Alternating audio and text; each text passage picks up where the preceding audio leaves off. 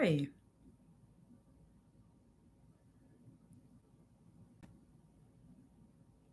Hello. Let me just get this right. It always takes me so long.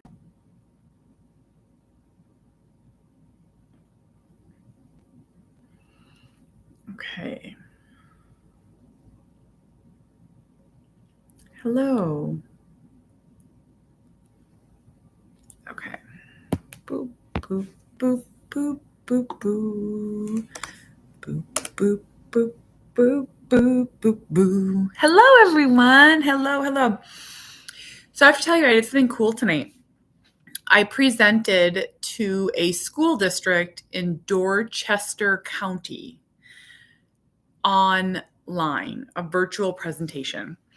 And I love virtual presentations. Like, it's hard because I can't see people's faces, and I love to laugh and tell jokes and that sort of thing. Um, but it's so nice because traveling is so hard, and I still get to reach people around the US or even other states. Very cool. Yes, everyone. Okay, so Cooper will be 14 years old tomorrow. And this morning, my friend Adrian said to me, "Are you sad? How are you feeling about his birthday?" And I love that she asked me that because Adrian knows me very well. And I would be lying, which I'm not going to do, but I would be lying if I said that birthdays don't have um, big feelings associated with them. There's a lot, but it's also super ebbed and flowed as well. So Cooper is going to be 14. He is an eighth grader. And I'll tell you what hurt my feelings more or made me more sad. I got an email 2 days ago that said, "Congratulations on your child going to high school. Here are 3 times to come visit all the local high schools," because we have quite a few here. And so I forwarded it to his case manager at school, and I was like, "Do we have to do this, or are we doing this?" And she's like, "Oh no, we'll go do tours for you because you'll be seeing the sped department and stuff." And that hurt. Not her response. Her response was great. What hurt was I wish there was a way that I didn't have to get those emails. I don't want them. I just don't. And often, I'll tell you, and I often don't read the newsletter because I don't want to see all the things. I just don't. I just don't.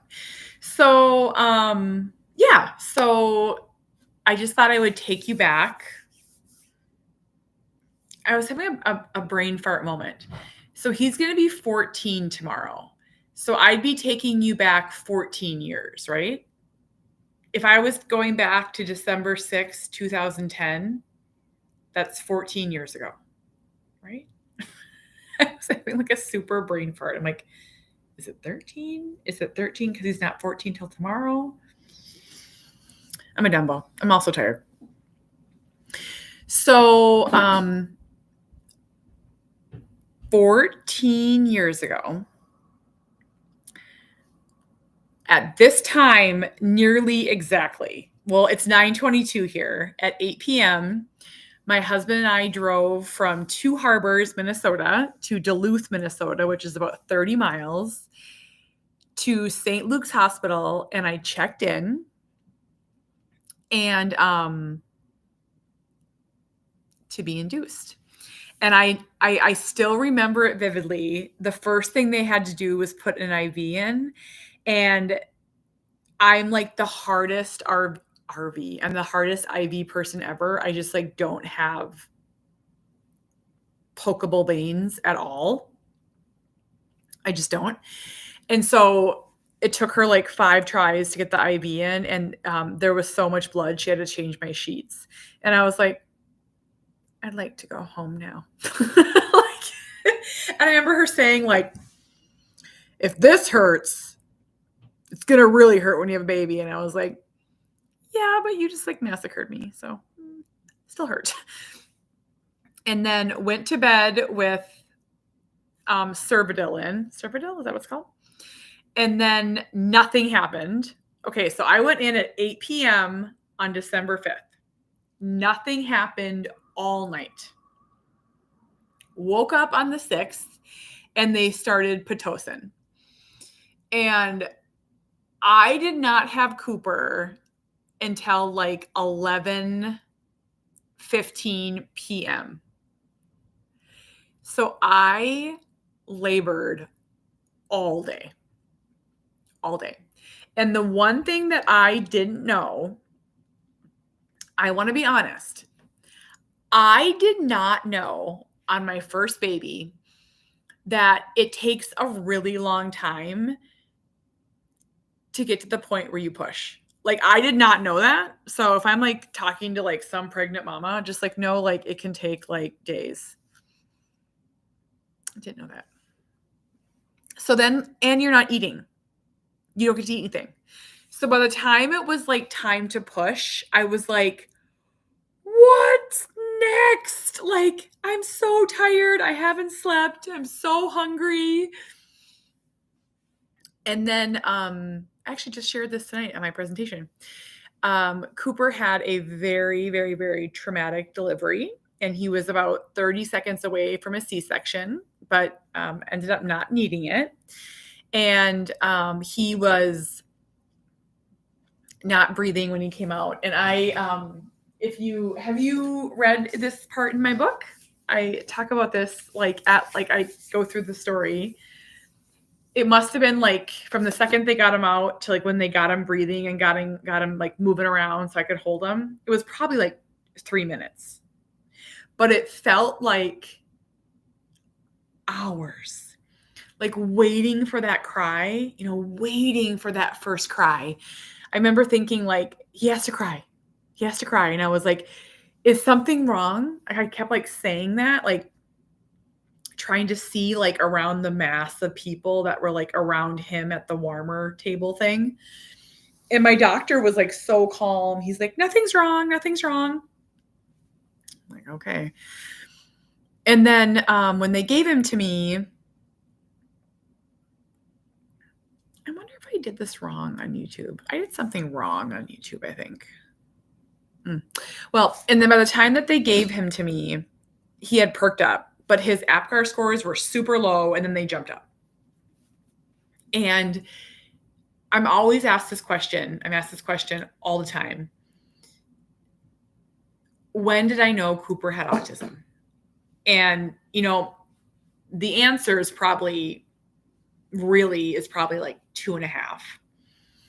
But looking back, there was something different with Cooper from the second he was placed in my arms. I did not have a crystal ball. I did not know the word autism. I didn't have a guardian angel telling me. But I would say Cooper had autism from the second he was born. And there was something different about him. And I went on to have 3 more kids who immediately snuggled in and nursed and were content.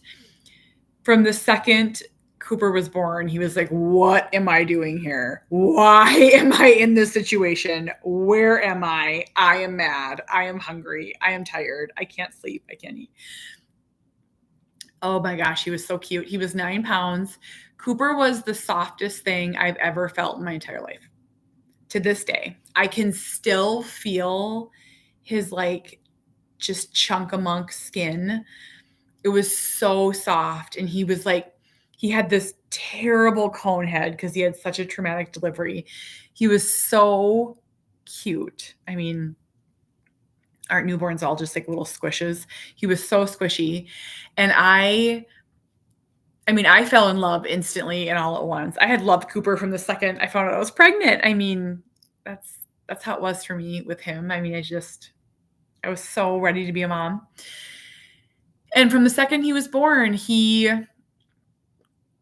turned our life upside down. He just, I was saying this tonight on my presentation.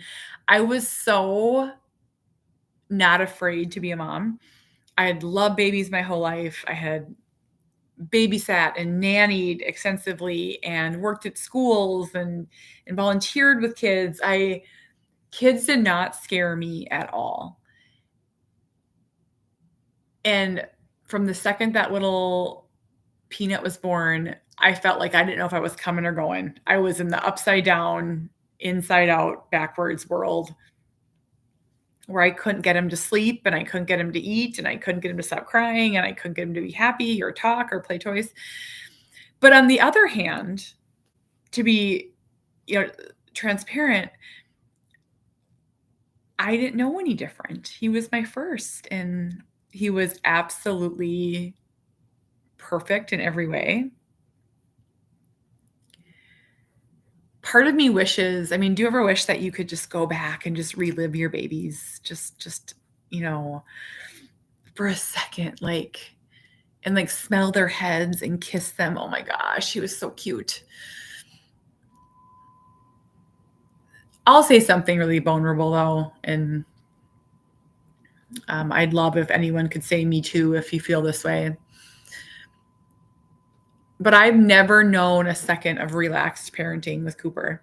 It's like autism parenting is like on high alert times 1,000, ready to run, ready to fight, ready to throw down, ready to defend. And when I think about my regrets and the things that make me sad, I wish that I could have enjoyed him more. But it was just constantly trying to figure out what was different and if he was okay and why he wasn't talking and why he didn't sleep. And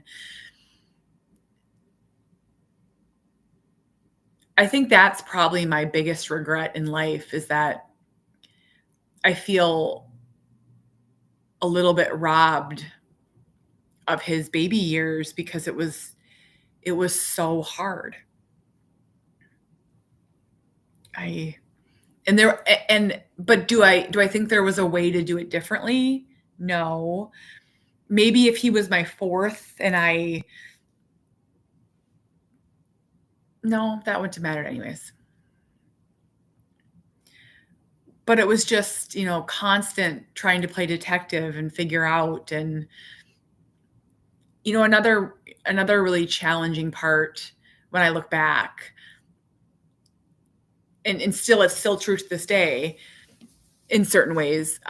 Cooper's never played. Like he's never, he's not big on engaging. He's really happy in his own world and in his own space. And I'm happy that he's happy. But when I think about my other three kids and, laying in bed talking or scratching their back or, different pieces, I wish I could have had more of that with Cooper. There's this really fine line between mothering and parenting. So not to exclude dads, but I'm just going to say mothering because that's me, and caregiving. And I fought for a really long time to just be a mom like I am to my other kids. But really it's a lot of caregiving. It's a lot of, therapies and medical things. And that's something that I really dig my heels in now. I want to just be his mom. I really do. I want to just be his mom.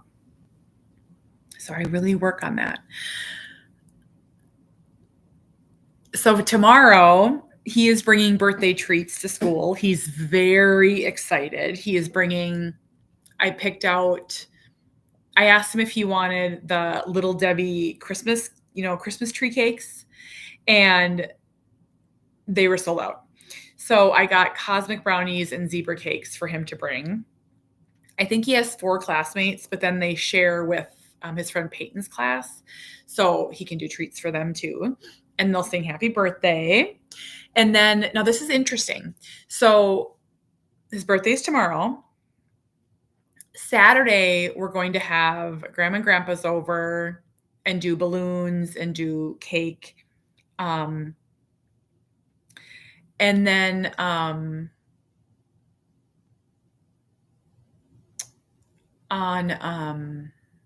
the 21st, we're having his birthday party with his friend Dexter, inviting all the kids from the baseball team. So I don't know if he understands that. So I said to him today, like numerous times, I'm like, we're going to do your little birthday party on Saturday and your big birthday party on the 21st. And he's like, yeah. But this is something like I'll never know because he won't be able to communicate to me. I don't know if he wants to do something tomorrow night. That's one of the hard. So someone, is it Lori? Is he excited? That's a really hard question for me, and it almost makes me kind of angsty because Cooper doesn't show excitement like a neurotypical kid. He just doesn't. So with a neurotypical kid, like there's a lot of buildup and a lot of talking about it. And then after it's like, that was the best, mom. And thank you for the party. And I love this present. With Cooper,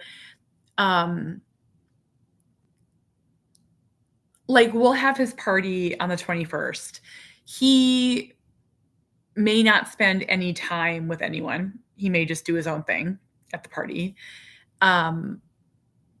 And then he'll bring his presents home and he'll immediately put them away and he won't look at them again. And Carrie Cariello said her son Jack does the same thing. So Cooper immediately puts his presents away and like you don't even know like where they are. I mean, it's very bizarre. And so he's also really hard to shop for. I'm like so anxious about Christmas because he wants a certain amount of presents and there's literally nothing that he wants. I can't tell you, I mean, nothing except the number. Like he wants 20 presents. And so tomorrow I'm buying, I bought 4 or 5 DVDs off eBay. I got some old Train ones and some Dora ones. And then I ordered a couple little like trinket type things from the Polar Express. I ordered him a t-shirt. I'll go tomorrow and buy him a pack of paper. And then I'm going to get him a box of Lucky Charms and maybe some sensory things. But there's like, and maybe some books, like some Dora books or something. But he's just really unique. Like when I tell you, there's just nothing. Imagine your child saying to you, 20, this is backwards because I'm doing it backwards, but, sorry. Okay. 20 presents. And then there being nothing that they want, but they want to open them. They honestly sounds easy. There's nothing easy about it. There's not. He doesn't play toys. He doesn't, we don't want to do just food because that's unhealthy. He doesn't play with trains. He's never played with any trains ever. I'm just going to get him the same things that I got him last year, like a ream of paper. I could really honestly wrap up some of his magazines that he has, and he probably wouldn't know that they're not new. It's just bizarre. It's just, if I could, there's not many things I'd change about Cooper. He's wonderful, but I wish he could develop a hobby. I really wish that there was something that he could enjoy doing. I remember going to this class years ago and talking to parents of older kids. And some of them were saying, I just remember this, that like one of their sons like developed a hobby of collecting like old time radios. And I was like, wow, that would be a challenge, right? Finding them, getting them, right? I would love if he had something like that we could do together and find. He One thing he does love is he loves using my computer. And so I wonder, like, are there cheaper laptops that you can get? I don't even know like what I'm on my laptop, but mine's a little nicer because I use it to write my book. But I'm wondering if that's something I could get him. Probably for Christmas, not for his birthday. But maybe I'll get him that. He loves, like, tonight he said, "I want computer," with his speech device. Like, that's a big deal for him to, like, ask me for something specific. So maybe I'll get him a computer. I mean, he's 14. He's a teenager. So maybe. But, yeah. I don't know if he's excited. I don't know, I don't know a lot. I don't know a lot. I have said before, sometimes it feels a little lonely because I just don't know what he wants and if he's excited, but I make a big deal. It's really important to me, so we'll have balloons and we'll have decorations and I'm doing a donut cake. He does not like cake anymore, so I ordered donuts that say his name. So it's a donut in the shape of a C and his name. Because we hardly have any kids, so we'll do Cooper, and then we'll do presents, and that's really probably all he wants, I think. Well, I could get him a blanket. That is true. He has probably 100 blankets, which is driving me batty, but it's not about me. So I could definitely get him a blanket. Oh, look in Best Buy Marketplace for a Chromebook. It's like refurbished or open box items. Yeah, maybe I'll get him a computer. I'm talking myself into this. Remove Amazon before he gets it. Amen. He'll be shopping like a lunatic. Gosh, that kid can download a book faster than you can blink. 500 of them. But does Chromebook have, like, when I'm thinking of Chromebook, like, I'm thinking of the ones they have in the schools that, like, open like this, like, they're like he needs a mouse.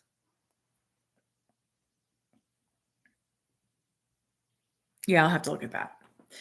So, yeah, I'm very excited. I can't believe he's gonna be 14. So back to how I originally started this. Do I have big feelings about it? December used to be a really emotional month for me because of Cooper's birthday. We also have his yearly evaluation, which is always very emotional for me with the state. And then we also, it's called Min Choices. And then we also have Christmas. And Cooper did not acknowledge his birthday or Christmas for probably about 8 years, maybe 9. So December was a sad month. It just was. It was sad. I would be very sad. Now he loves Christmas in his own way. He loves his birthday in his own way.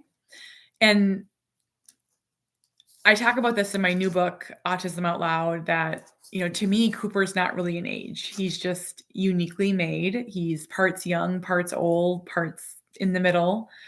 He loves Dora and Elmo. He loves black and white train DVDs and VHSs and train magazines from the 1900s. Like, he's all over the board when it comes to age.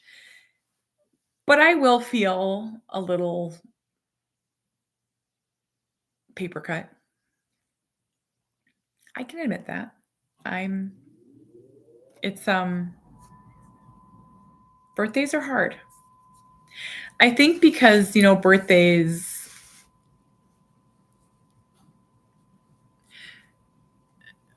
16 is going to be hard. 18 is going to be hard. It's just a reminder of, what isn't and what could have been and what probably should have been, and, all of it.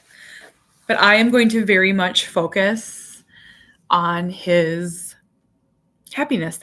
I made that switch. It's happiness above all for this kid. And he's exactly who he's supposed to be. And I am so lucky and blessed to have this boy.